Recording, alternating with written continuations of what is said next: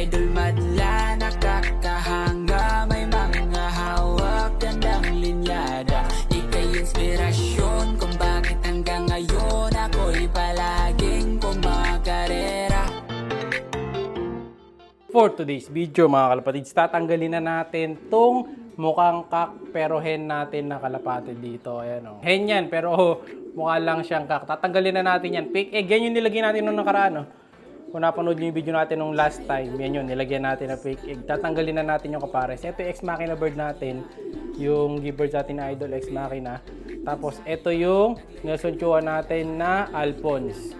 Yan. Kukunin na natin ngayon yung isa dyan. Yung hen, ito, unahin ko na to. Ay, kunin ko pala yung ideal. Yan, magkaiba to. Ito yung binibigay natin. Ito yung ideal na tagpipiso. Pareho lang to mga kalapatids. Yan. So, pinapaubos ko na ito. Binibigay ko. Dalawa na agad ibigay natin para mas mabilis siyang matunawan. Kasi baka hindi kumain pag pinaglilipat natin. Ganun ginagawa ko. Basta naghiwalay tayo ng ibon, nag-break. O may hinawakan akong ibon. Sinusubuhan ko na kagad ng isa hanggang dalawa. Para di may stress, para kumain pa rin sila. Ayan, kunin na natin. Lalagay ko na yan dito, katabi ng imbrek. Ayan. Happy birthday kay Idol Reggie Cruz nga pala ngayon. Happy birthday, Idol. Ayan. Ito yung ibon na galing sa kanya, yung imbrek. Dito yung makakatabi nung Alphonse. Dito natin tatabi yung Alphonse dito. Ayan, dun sa may harang, may dapuan. Dyan natin sila lalagay. Nilagyan ko na rin ng dyaryo para mabilis lang maglinis. Tanggal lang tayo ng tanggal. Kunin ko muna mga kalapatid sa inyo. Hen, iwan natin yung kak. Ayan, tanggalin ko muna dito mga kalapatids. Hindi ko mahawakan eh. Yeah! Ayan, namamara ako pa oh. Ayan, subukan natin ito. Oops. Ito na yung ibon na inalis natin kanina mga kalapatids. Ayan, napakalaking ibon na ito. Kita nyo oh. Machong-macho yung ibon na to mga kalapatids. Pang malakasan natin yan. Ayan, babae, pero mukhang lalaki. Kita nyo naman yung katawan no? Jumbo. Ayan. Pero pinapares ko na to sa maliliit eh, para lumit ang katawan. Lalagay na natin yan dito. Ayan, dyan ka na. Huwag kang papares doon sa katabi mo ha. O, ayan, ganda mga kalapatids, diba? Oops, nagpoops pa. Malaki ng poops niya kasi nga, galing sa paglilimlim eh.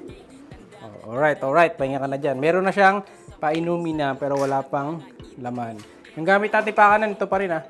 Yung tinuro sa atin ni Idol Ex Machina, yung baunan. Ito yung tatak niyan. Yan, may mga nagtatanong kasi, yung high top na food keeper. May ML to eh, base sa size. Ito, hanapin nyo yung gatong size. Yan, yung 137 and 850 ml. Yung 500 ml, mas mababa dito. Ito maganda mataas. Walang masyadong tatapon. Ayan, yung katabi niya. So, mapapahinga na ngayon tong Ex Machina bird natin. Wala na siyang kapares. Ayan o, ganda pa naman nito. Ayan, marami naghahanap nito. Ito yung gustong lahi yata ni Idol cute din, ni Idol Dabarkads. So yata niya ng line nito, bibigyan natin siya. Or yung line niya tanong masili. Sabi niya kasi pula pero di niya nilinaw kung anong line. Basta bibigyan ko siya ng kalapating pula. Pag naghatid siya ng ibon dito, kasi sabi niya bibigyan niya tayo ng lahi ni putragis niya. Sabi niya bibigyan niya tayo ng... Nanghingi pala ako kaya pala siya bibigyan. Kasi yung anak yon nung galing nga sa atin, di ba? Yung si putragis niya na breeder. Yun.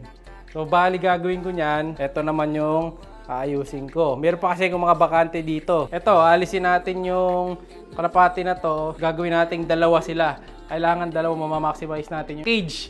Tapos ayun nga, ano rin to, dikit din to nung gagawin nga natin. Kasi diba sabi ko sa inyo, yung old dop natin, wala na tayong lalagay doon. So, sa next video, yun ang gagawin natin tungkol doon sa mangyayari doon sa old dop na baka alisin na pala natin, baka gibain ko na. So, update ko na lang kayo sa mga next video doon. So, ito, for the meantime, focus ako sa mga breeder. Tatanggalin ko rin to. Ayan, ito. Wala palang pwesto eh. Wala, mahanapan ko ng pwesto yung kak na to. O kaya, saan ba pwede? Ito, may bakante kung isa eh. Pero may lalagay kasi ako dito yung pula. So, hindi siya pwede dyan. Hanap ako ng isang pwestong pangkak. Pwede dito. Ayan, kasi kukunin na to eh. Baka makuha na to sa... Kailan makukunin to? Siguro Sunday or Monday baka makuha na eh. Pero Sunday, baka pakuha ko na para magka-space. Kailangan ko talaga ng mga space. Ito pala, sa taas. Ayan, oh. Ito madilim. Lagyan natin ilaw. Ayan. So, dito pala pwede pa ako maglagay ng ibon. Ayan, bakante pala yung dalawa ko dito. Para ma-break na yun. O kaya dito sa tabi nung tippler. Yung may winner pala natin ng tippler, mga kalapatid. Hindi pa siya nagme-message sa page. So, wait ko yung reply mo bago ko ma-upload yung video na kasunod nito para bukas. Yan. So, pag nag-upload ako, di pa rin siya nag-chat doon sa page natin, pamimigay natin sa iba yung dalawang tipler, mga kalapatid. Yan yung young bird na tipler. Pamimigay natin yung isa na yan, tapos may dalawa pang tipler. So, 3 tipler na panalunan niya. So, kung hindi siya magme-message, yung magko-comment sa video na to, doon tayo kukuha ng mananalo. Kaya mag-comment lang kayo palagi para manalo kayo. Kung gusto nyo manalo, comment lang mga kalapatids dito sa mga video natin. Eto, itlog na to Hindi ko alam ano diskarte ng dalawa na to Itlog na to, yung hen dyan, ayun yung blue check. Pero ayaw niya doon sa pugad, gusto niya sa sahig. Kalalagay ko lang din yan kanina. Ayaw niya pumunta ron. Ayan yung Speedbird. Pair to ng Speedbird. Ito yung pair ng Vandenbroek, DeWitt Van Bunderen. Full seed pareho to nila AJ, nila Kobe, nila Akasha. Kaya mga nasa likod ng mga pooling winners natin, lahi nila to. Ito, Lakabreed Valley, labas inbreed na Speedbird. So, na-testing ko na rin yun. Lalabas rin talaga na matutulin. Kaya pwede to. Kaya may nag-chat ka nito, tinatanong ka kung kamusta to. Ito yun, idol. Ayan, so chat ka na lang kung gusto mo to, pwede naman. Ayan, kunin mo na kung dalawa gusto mo, yan mas maganda para lockbreed magawa mo. O kaya pares mo sa iba. So binabawasan ko na rin talaga yung breeder ko nga dahil masyado tayong maraming breeder. Dito kita nyo yung kak natin nawabos na Wala no. Pinauubos ko na talaga yung mga breeder natin.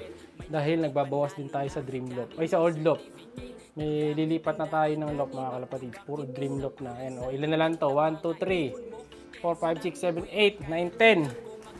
Ayun pa, 11. Ayan yung hen ko. 1, 2, 3, 4, 5, 6, 7, 8, 9, 10, 11, 12, 13, 14. No, konti na lang. 14 na lang mga kalapatid.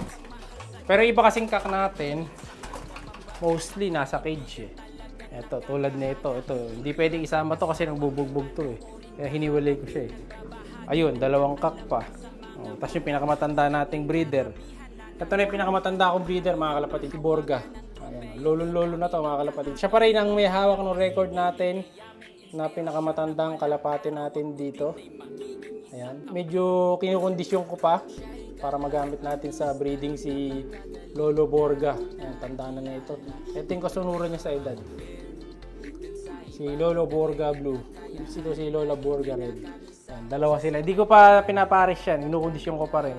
Pero papares ko yan ngayong season once na mag-start ako ng breeding dito sa mga breeders natin. Kaya inuubos ko na iba nating breeder. Inaalis ko talaga. Papangalati natin to para magkaroon tayo ng mga sapat na space mga kalapatids. Ayan, uubusin natin yung mga breeder sa labas. Marami pa akong breeder. Kita nyo dito sa likod. Ayan, iba natin mga breeder dito. Yan, yung dalawa nasa labas. Ito, meron pa dito. Dami nating breeder na pula. Ayan pa, ito, mga naka-break na. Puro break na. Ito, mga babae ito. 1, 2, 3, 4, 5. Ayan, mga babae yan. Sila Dagis yun, yung Imbrek 37, pure Imbrek. Ito yung kapatid nung nakuha ni Boss Ashley. Ayan, ganda Ito, breeder na natin to. Ito si, si Booted Ito si Colson. Tapos yung dalawa nating pula dito. Si Avatar Red, saka si Colson Imbrek. Ayan. Diba, napakagandang mga birdies. Siya'y kalapatistang napakagaling na kinakilala.